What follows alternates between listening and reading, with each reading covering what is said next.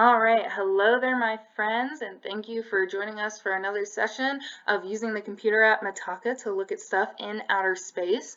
My name is Natalia, and I'm an educator with the Cincinnati Observatory, and today we are going to be talking about stars. And so we're going to start off with the star in the center of our solar system, the sun, and you may be looking at this and thinking, that doesn't look anything like the sun. But I'll talk about all the ways that this looks different here than it usually looks up in our skies in just a second. But let me start by saying that we are very fortunate here on Earth that we have the sun that we have, because our sun is a medium-sized, medium heat star, so it is just right. And then here on Earth, we are the perfect distance from the sun so that it does us way more good than harm. And that is one of the many things that makes Earth such a great place for life to thrive. You may be looking at this and thinking, well, this star is white, and I know for a fact that the sun is yellow. However, the sun only looks yellow to us here on Earth because of our atmosphere. So if you went out into outer space, the sun would actually look white, but our atmosphere changes the color, and so it looks yellow to us here on Earth. And so the sun is a white star, and color actually usually indicates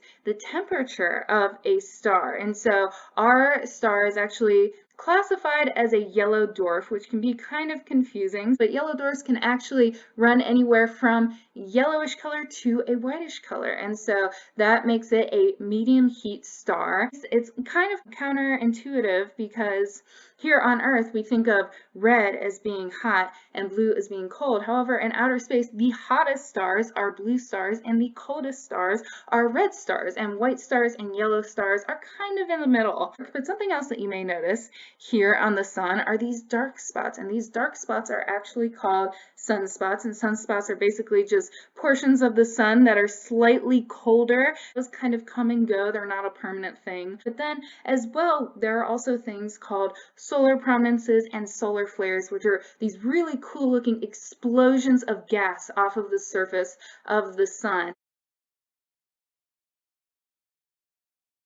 And so those are also non-permanent things that occasionally show up, and it depends on what year, how much solar activity you get. So the reason that you get all of this solar activity, all of the prominences and the flares, is actually because the sun has a very large magnetic field, and that magnetic field causes magnetic storms that happen, and that causes a lot of that solar activity. But it is not the same amount of activity that happens every single year. And so some years the sun will have tons of sunspots, tons of prominences, and other years like this year it doesn't have that much. And so right now we are in something called solar minimum, which means there's not a lot of activity going on the sun right now, but wait just a couple of years in 2024, 2025, and the sun will have a bunch of activity going on the surface. Now, the cool thing about prominences and flares is that they can actually affect life here on Earth, not in any major scary way, but sometimes they can mess with our electrical grids a little bit, and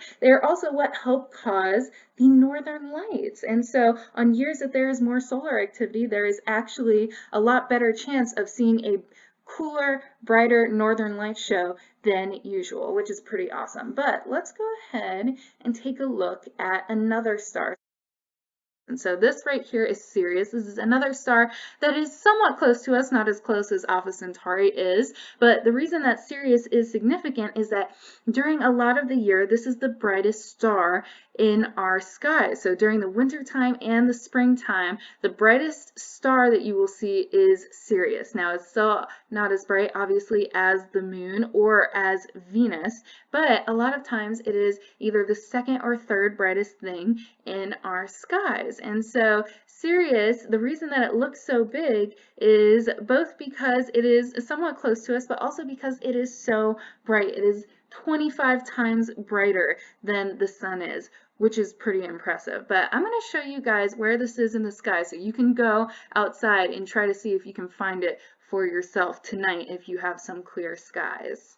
All right, my friends, so we have switched over to something called Stellarium. This is another computer app that you could download on your own computer. So in case you're interested in doing so, I will put the link to download it in the description box. So Stellarium shows us the night sky exactly where we are located in the world. So you put your location into this app and then it will show you the night sky, it will show you the constellations. You can look into the future, what the sky will be like a few days from now, a few months from now. So it's pretty awesome, but we're going to use it today to look at tonight's sky. If you are in the northern hemisphere during the springtime, this is about where you would see Sirius. Now, Sirius is a part of a constellation called Canis Major, and this was one of Orion's hunting dogs, according to the legends. And so what you're seeing here is it's kind of southwest. Now, when Sirius first starts showing itself during the winter time, it rises more in the south, and then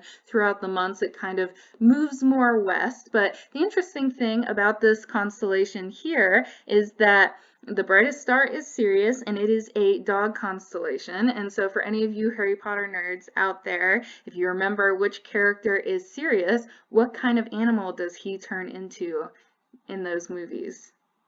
He turns into a dog. So Harry Potter has a little astronomy reference, and there are actually a few astronomy references in Harry Potter, which is pretty cool. But this is where you would find this star. So I challenge you to go out tonight and take a look. See if you can figure out where southwest is in your skies, and the brightest star that you see close to Orion is Sirius. But we're going to go ahead and wrap it up here. Thank you so much for watching our video today. Be sure to keep up with what we're doing on our YouTube channel, and if you're interested in other things that the Cincinnati Observatory is doing, be sure to check out cincinnatiobservatory.org. Have a good day.